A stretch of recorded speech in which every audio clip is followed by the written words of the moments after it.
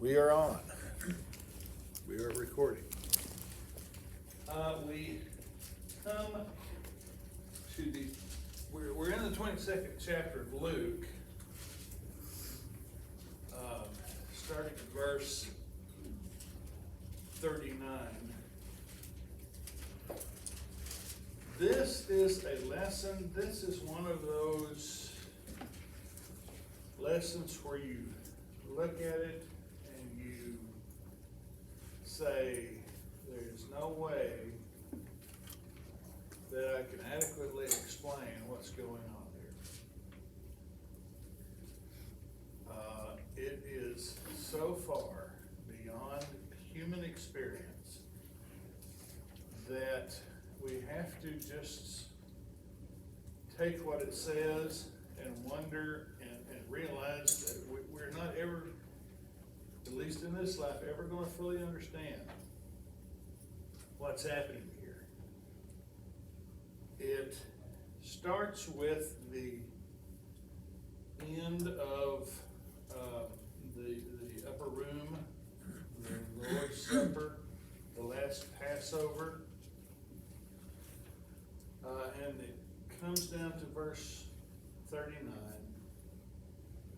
and it starts out, and it says, he went out and made his way as usual to the Mount of Olives, and the disciples followed him.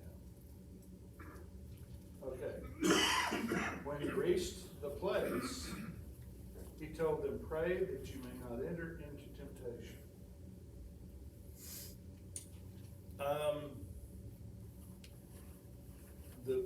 The Gospels tell us that it was Jesus' custom, as Luke reflects here, to go and they would hang out at the Mount of Olives. He had come into Jerusalem, and the triumphal entry and the cleansing of the temple and all of this, the opposition by the religious establishment, and then when the day was over, they would retreat. They made a habit of retreating to the Mount of Olives. And Jesus leaves the room, the upper room. The Passover would have ended. They would have sang a psalm, probably Psalm 118, one of the Hallel Psalms of praise. They would have gone down, left the city, gone down the hill, across the brook Kidron, and up the slope of the Mount of Olives. Now, the Mount of Olives is a huge ridge facing Jerusalem. It's probably a little bit, the summit of it is probably a little bit higher than the old city of Jerusalem. So called because at that time there were massive olive groves on the side of the mountain. And that's where he went. And he Luke says that he reached the place.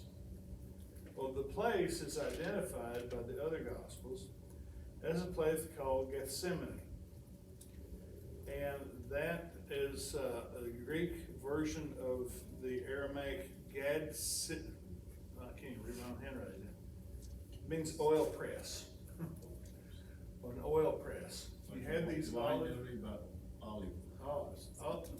grove, and there was this place, and it was named after an oil press where the olives would become and would be placed into the press and produce olive oil. I think it's John says it was a garden by that name. So they were in the habit of going over there and hanging out, possibly sleeping. And there's this procession. As Jesus is leading the 11 to Gethsemane, he knows that Judas has gone to the chief priests to arrange Jesus' arrest. He knows that Judas knows where he's going, and that Judas will be there shortly with the authorities.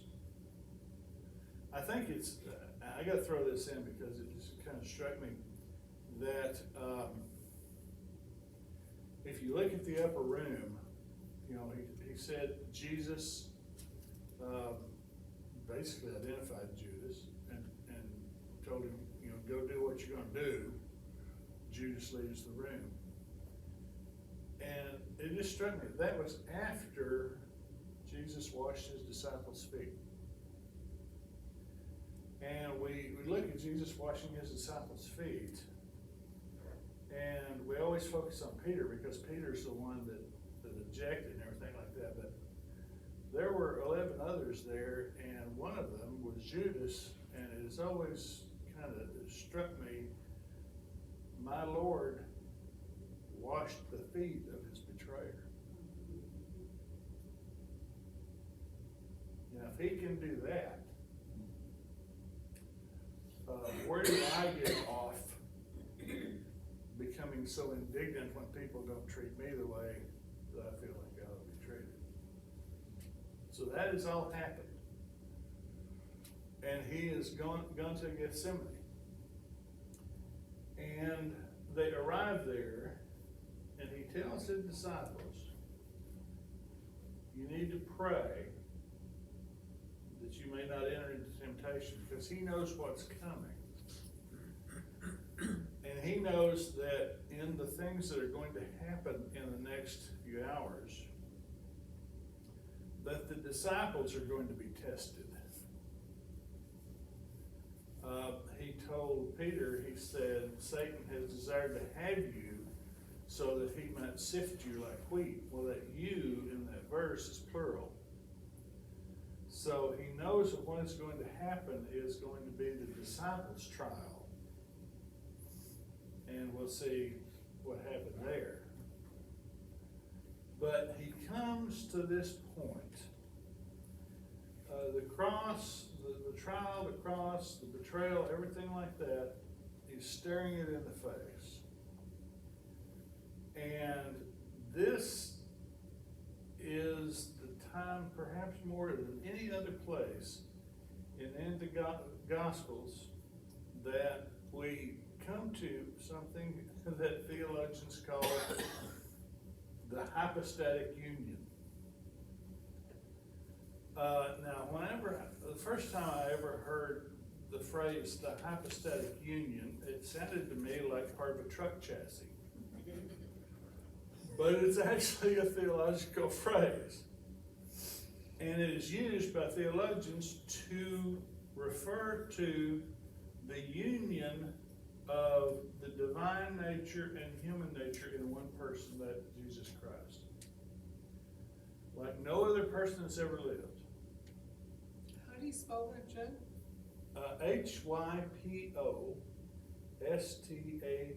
Hypostatic.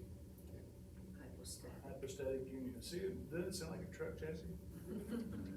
But this doctrine was described by the Council of Chalcedon in 8451, and they tried to summarize what they felt like the Bible was teaching about the natures of Christ. And they said this: therefore, following the Holy Fathers, we all with one accord teach men to acknowledge one and the same Son, our Lord Jesus Christ, at once complete in Godhead and complete in manhood, truly God and truly man, consisting also of a reasonable soul and body, of one substance with the Father as regards his Godhead, and at the same time of one substance with us as regards his manhood, like us in all respects apart from sin, as regard his Godhead, begotten of the Father before the ages, but yet as regards his manhood, begotten for us men,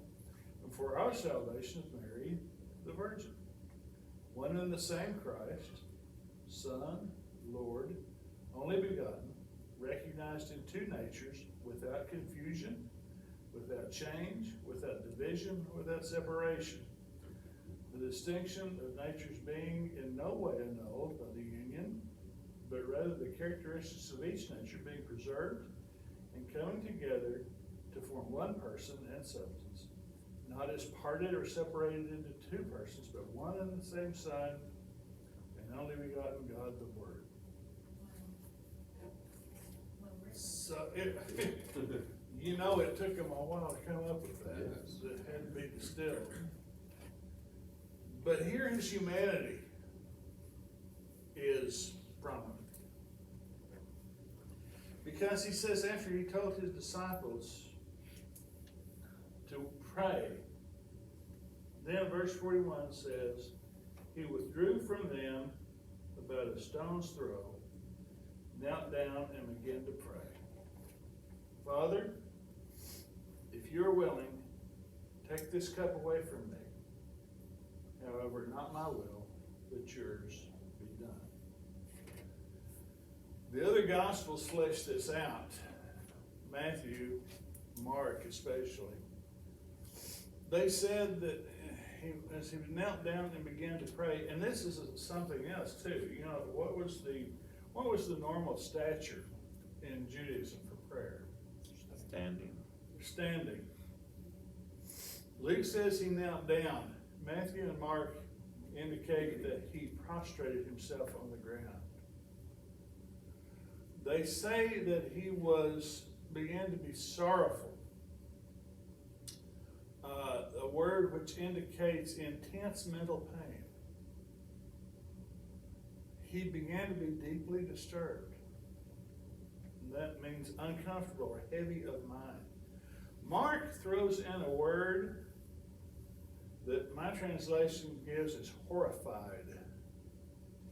And that word means amazed, stricken with terror. Now let that sink in. Because we don't think of Jesus as being terrified by anything, do we? He was the one that, he was the one that was all cool, calm, and collected, even when everything else is falling apart. But we don't like to think of Jesus Christ as being terrified or scared. But in his humanity, he is stricken with this incredible dread. Matthew says, both of them, both Matthew and Mark says he told the disciples, my soul is swallowed up in sorrow to the point of death. Could it be it wasn't so much for him, he was thinking the people that crucify him, because when he was getting on cross and he said, forgive them for they don't know. Now, I think he was thinking of himself at that point. And the reason that I think that, the reason I think that is that his prayer. Father, if you're willing, take this cup away from me. Yeah, don't make me have to go through it. Yeah. You know, he was dreading it. My goodness, what man would not dread, you know? The idea of, death, obviously, nobody goes through that voluntarily because they don't have to. But the idea of the cup, he uses this phrase, and I went through and looked at the places where in the Bible where it talks about the cup. And except for those places where it's talking about an actual literal cup, it's kind of interesting. The cup is, we use the same phrase, we say, I had a glass of milk for breakfast. Well, you didn't drink the glass, you drink the contents of the glass. And so the cup is a symbol of, the significance of the cup is what's in it. And tell them that they didn't drink it out of the car. And you drink the contents of the cup, and it goes into you, you take it in, it has an effect. And the cup is used in the Old Testament. One place I found a cup, the the symbol of the cup was used in a positive sense. Psalm 116:13, I will take the cup of salvation and call upon the Lord. That means I've taken his salvation into me. Usually it is used for judgment. Psalm 75. I should have bookmarked this. But in Psalm 75, verse 8, it's just an example. For there is a cup in the Lord's hand, full of wine, blended with spices, and he pours from it, and all the wicked of the earth will drink, draining it to its dregs. Places like that, it's used of judgment. A drink that you drink judgment, and Psalm 75:8, Isaiah 51, verses 21, 22, Jeremiah 25, there's Ezekiel, Hosea. But the most chilling verse that I found with the cup is actually in Revelations. Revelations 14.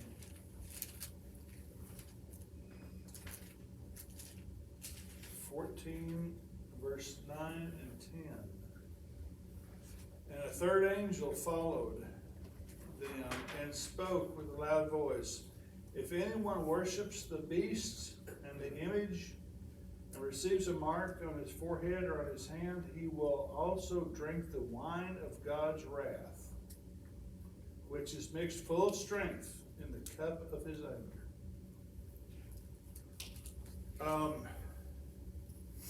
That full strength, that's an interesting word. Okay. Back in biblical times, you served wine, it was cut with water. With water, yeah. You would take it and you would mix it with water and maybe throw in some spices, make it taste different and everything like that. If you were having just a relaxed meal or something like that, you might cut it 1 part wine to 3 or 4 parts water. And if you wanted people to be a little looser, you might use 1 part wine and 2 parts water. If you were having an orgy, you might cut it equal parts wine and water. But they would have these, and it was called a mixing bowl. And that phrase actually is described, it's in the Iliad, the soldiers sitting around, passing around the mixing bowl. The mixing bowl is where you mix the wine and the water and throw in everything else. The mixing bowl was called a crater, with a K. That's probably where we get the word crater in our English language, because it's a bowl shaped thing. But this was called a crater. This word in Revelations is a kratu. It's the word crater or mixing bowl with the negative prefix alpha in front of it. And it means unmixed. They will drink the wine of God's wrath unmixed with any water. Not diluted. Not diluted, full of strength. You bet. I think that is the cup that Jesus doesn't want to take.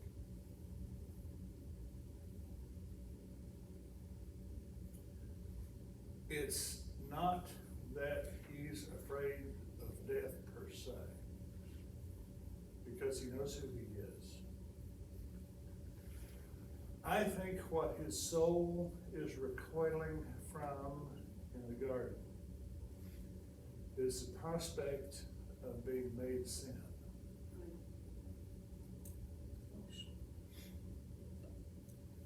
And the cup that he doesn't want to drink is the cup of God's unmixed wrath.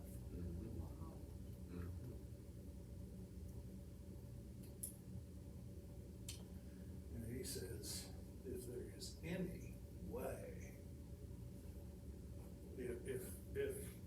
salvation of man can be achieved in any other method,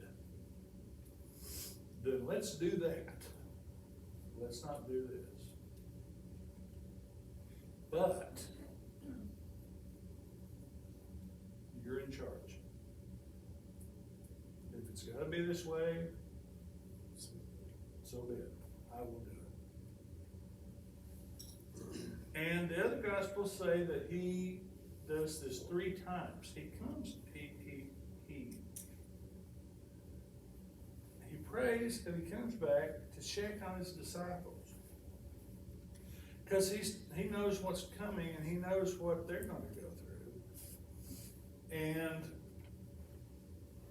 he, in the midst of his sorrow, he's concerned about them.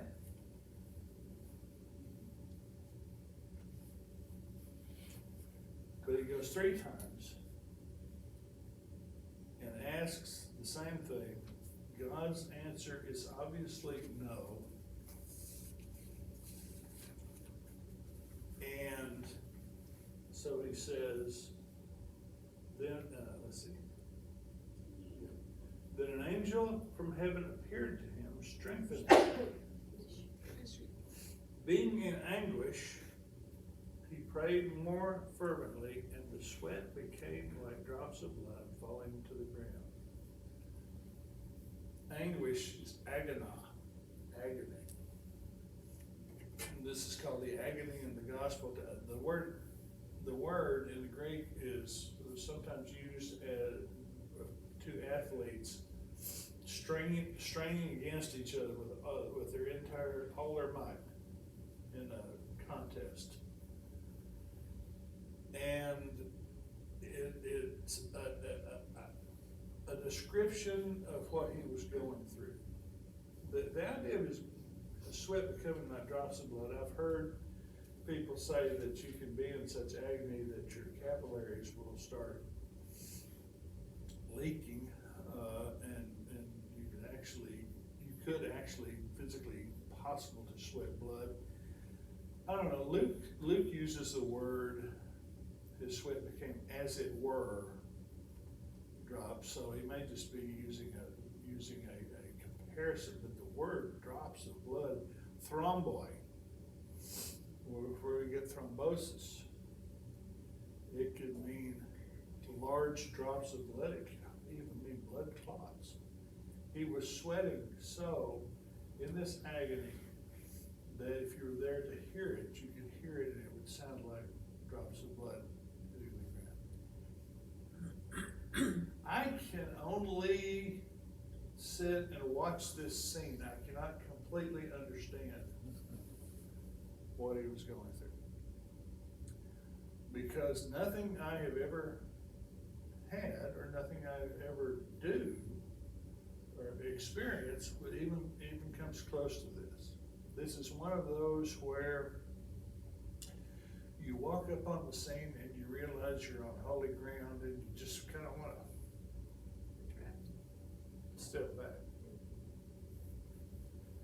But when it's over, he gets up off the ground, and from this point on, all this stuff's going on, and all this stuff is going to go on, but he's in control. Of all the chaos and mayhem that's about to happen, of all these people, he is the one person, having settled the issue, he's the one person that knows exactly what's going on and is in total control of himself and really what happens to him. Because he's going to let them do all these things to him, and he's going to go on that cross, and he's doing this voluntarily. But the issue was settled in prayer. And you know, although the scripture doesn't specifically say, you know Satan was there. Because I'll tell you a dirty little secret, Satan didn't want Jesus to die on the cross. Because that was Satan's defeat. He's gonna do everything he can to keep him from dying on that cross. But Jesus gets up, the issue is settled. He's going to go through with it, he's going to drink that cup to the dregs. And now he goes back and he finds his disciples, and they're asleep. They're asleep from grief, Luke says. And that's kind of interesting. Have you ever been so burdened that you just fell asleep? You know, this is a heavy night for them. I mean, they had gone through this upper room experience, and the mood had to just have been just as heavy as it could be. And all the talk about being betrayed and death and everything, and then now Jesus comes in, and he's obviously affected by this. And this was not fun and games for them. And in spite of the fact that he told them to watch and pray so they would not enter into temptation, they didn't. They didn't pray. And when the time comes and it's on its way, Jesus conquers his temptation through prayer. The disciples fell to their temptation through prayerlessness. It's quite a stark contrast. But so he comes up, he's ready. He is ready to become the Lamb of God. He goes to them, they're still asleep. But he says, get up and pray so that you may not enter temptation. Verse 47. Someone read verse 47 and 48. While he was still speaking, a crowd came up, and the man who was called Judas, one of the 12, was leading them. He approached Jesus to kiss him, but Jesus asked him, Judas, are you betraying the Son of Man with a kiss? I've never in my life known anyone to name their son Judas. Because that name just says so much because of what happened here. It's become a byword. He's still speaking to the disciples. They look up, and here comes a mob. And we know from the other gospels it says there was the chief priests were there, the elders, they had temple police, they had Roman soldiers, they had all kinds of people there, and they were armed. And Judas is leading them, but it's almost funny because they're out to see him, they're out to get him, and they feel like they have to have a small army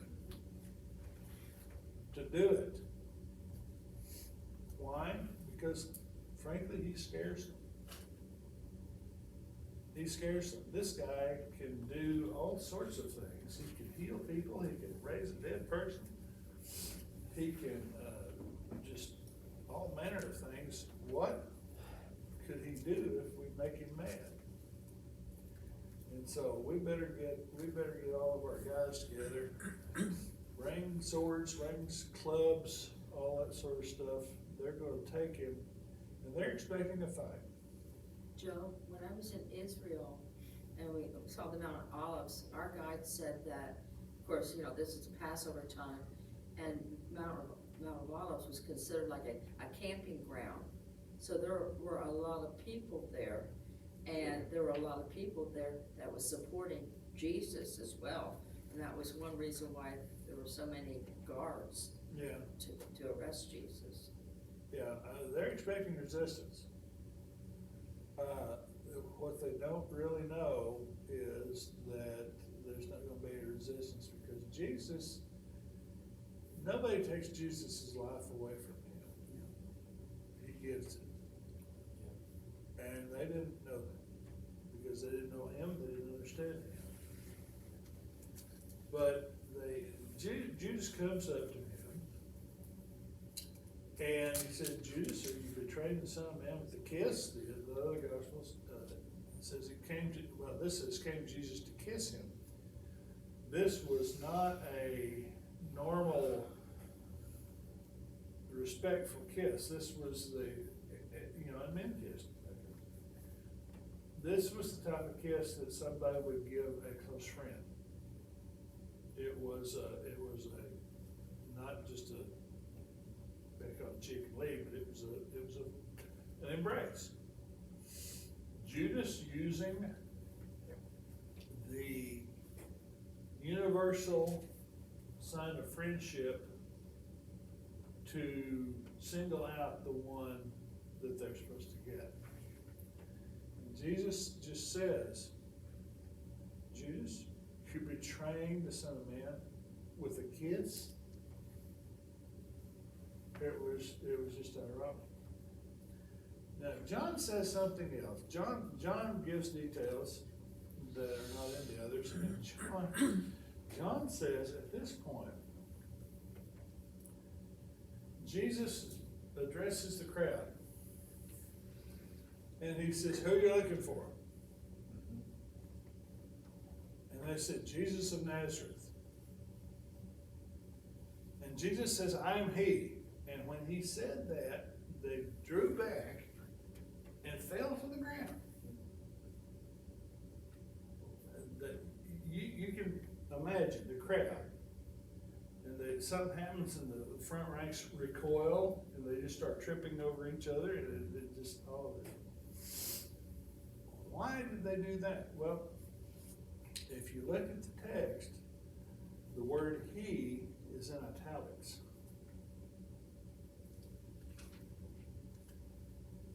What Jesus actually said to them, who are you looking for? We're looking for Jesus of Nazareth. I am.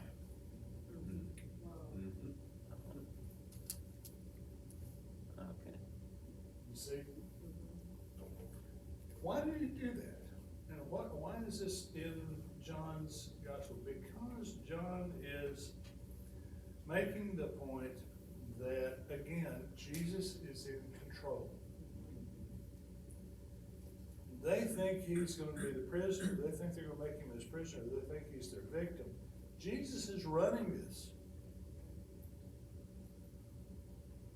And so, at that point, here's the disciples going to start failing the test. When those around him saw what was going to happen, they asked, Lord, should we strike with the sword? Then one of them struck the high priest's slave and cut off his right ear. Well, John fingers who that was. He fingers Peter. That was Peter who had the sword. And they said, shall we strike with the sword? And they didn't wait for him to answer. Peter jumped out there and cuts off this guy's ear. Now, Peter's a fisherman. He's not a soldier. He's not a surgeon, so he's not very precise. He wasn't going for this guy's ear. He was going for the head. And he missed.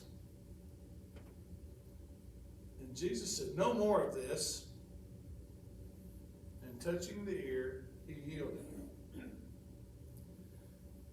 Well, you can understand Peter, and you can understand the disciples saying that because, again, let's go back to their misconception of who Messiah was, right? Messiah was the military leader who was going to come and vanquish all of Israel's enemies. This is the time. This is the time for armed resistance. It made perfect sense to them. And then Jesus says, no, we're not going to do that. Stop it. And from that point on, the disciples are demoralized. because they don't know what's going on. This doesn't fit into any of their computer programs in their minds as to what's supposed to happen. Jesus says, John adds another, I think it's John, adds another, let's see, I might have written that He told them the Son John. of Man has to be crucified, so. down. Yeah, give him some- but again, listen what John has him saying. When he tells Peter to put his sword up, he asks him, put up your sword. Should I not drink the cup the Father has given me? That's the cup. Baby, you're trying to stop something that God has ordained. Stop it. And Matthew says, he also mentions that he could, if he wanted to, call 12 legions of angels, a legion being 6,000 men, that's about, 72,000 angels. You can imagine what kind of execution 12 legions of angels could do. No more of this. And the disciples leave, basically. They're demoralized, they have no idea what's going on. But Jesus said to the chief priests, temple police, and the elders who would comfort him, have you come out with swords and clubs as if I were a criminal? Every day, when I was with you in the temple complex, you never laid a hand on me. But this is your hour in the dominion of darkness.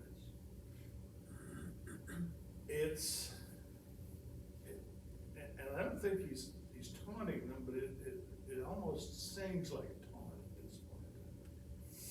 Oh, now you're here. You've come up with a small army to arrest me like I was some kind of criminal. Why didn't you take me when I was in the temple? You had your chance. And you didn't do it. He's kind of exposing their cowardice a little bit. So if the last chapter, verses right here, he tell them you already knew me, why they come up to him, and they said, they're looking for Jesus, and they said, it's I. Well, it's dark, and there is a mob, and the priests and the elders knew him, but the soldiers would not necessarily know him. And again, it's lit by torchlight. They're just in Like there. a warrant. Yeah, serving a warrant, yeah. So, but he says, this is your hour in the dominion of darkness. They couldn't have laid a hand on him when he was in the temple complex because it was not time. But now it was time. It was that time when the dominion of darkness was allowed to overcome the Son of God. And that's the kind of the purpose. This is your hour. This is your time, okay? It's all God's plan. It's all unfolding according to the way God wanted it. Jesus did not have his life taken from him, he gave it. God gave him the cup to drink. It was not anything these poor mortals were doing, as impressive as it may have seemed to them. That cup that Jesus drank was placed into his hand by the Father.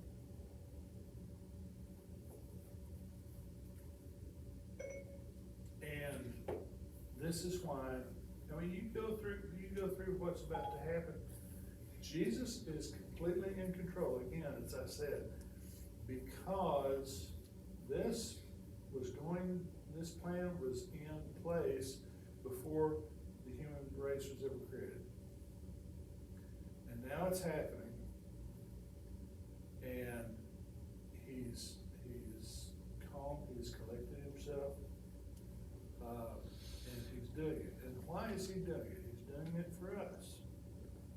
Amen. Who's, you know, that cup that he took was my cup and yours.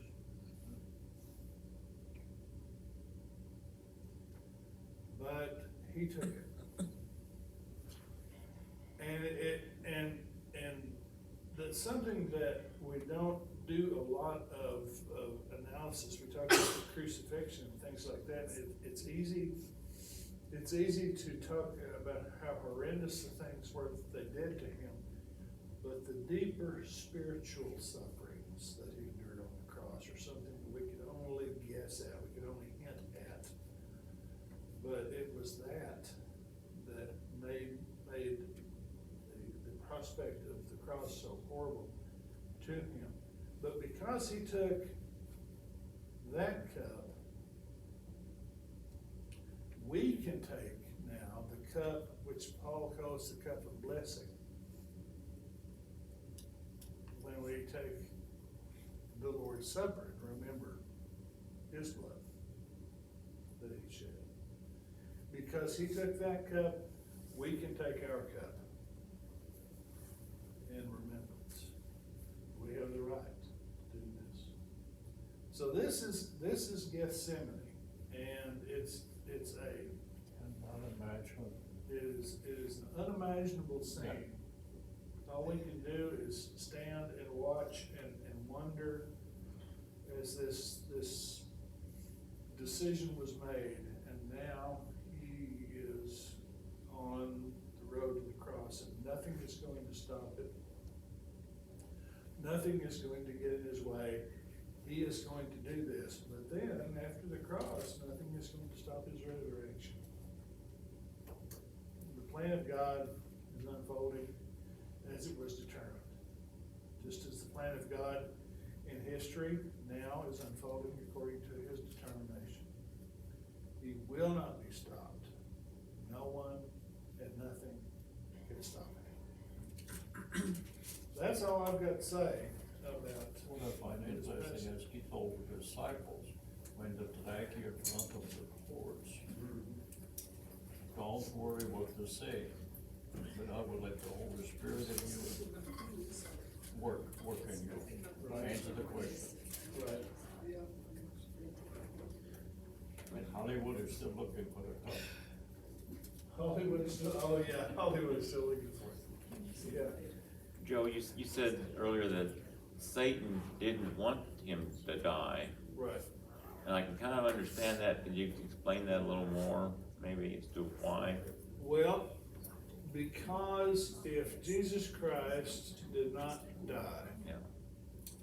then God would have no choice but to damn the whole human race. That would be Satan's greatest triumph. Right, if Jesus hadn't paid for our sins, then Satan would have won. Right. Sin would have won. What does he say? What does he say in the temptation in the wilderness? If you're the Son of God, command these stones to be made bread. If you're the Son of God, jump off the temple and the angels will catch you. You know, he tries to cast doubt in Jesus' human mind as to who he is. And he finally says, you know, I'll give you everything. I'll give you all the nations of the world if you'll just worship me. He's trying to divert him from his mission. Again, here, I feel like Satan had to have been present, tempting him, because that's what Satan does. On the cross, the last temptation of Jesus Christ, there was a movie about that. On the cross, the people are yelling, if you're the Messiah, come down. I hear in those calls, those shouts, I hear the voice of the tempter back in the wilderness saying the same thing. Yeah. And if he had come down from the cross, it's over. Yeah, so. It's over. Satan's won. You know? And so I think Satan really didn't want him do that. Once he did, the Passion of Christ, there's one scene in there that I think is, you know, is totally accurate, and that's when Christ dies and it shows Satan going, no, you know. He did it. He actually went ahead and did it. It's up. That's why they're probably worth what you just paid for it. I think, Okay. Joe, that I think Satan was pleased to afflict him, you know what I mean? You know, in the Passion of the Christ also, they portrayed Satan as that really bad guy, you know, rotating the cross here and pacing up and down and really pleased. Yeah, well, Satan loves to inflict Yeah. pain. You know, Yeah. This is his nature. There's nothing good about it. Cross, all these But, demons. And boy, all the demons. The Yeah. cross that were visible to Christ, but no one else. Well, anything that's pain and suffering is pleasing to Satan, so Yeah. he's gonna be walking around all of that. But I Yeah. just still say, in your reflection earlier, Joe, you know, when you are in the midst of staring your accuser in the face, if any of you have been in that tight spiritual warfare position, but you just go back to Jesus washing the feet of his betrayer. And you just say, I'm not alone. Ever. if he can do that, I can put up with some, you know, unpleasantries at the hands of people without losing my cool. Do you remember when, Dan Stutter, Joe, this goes way back, you had him in Sunday school class give the presentation, as his doctor background, you know, of all of the physicality of the actual droplets of blood, and I don't know if anybody in here was in that class with you, and I I know vaguely it's ancient remember of it. days ago. But I still have notes on that, and it's just incredible to go back and read that That's the book. that on gives the the actual, Christ. Of the actual crucifixion. Yeah. oh, Lee and just Strobel. everything that took place. Lee Yeah. Strobel wrote that book, The Kids for Christ, where Oh, they yeah. explain. And that Yeah. agony, I cannot imagine. No, I cannot, it's not anything within human experience. Or ability. Except for him. So, anyway, okay, I'm gonna Thank turn you, off sir. the stop the recording. Good to have you guys.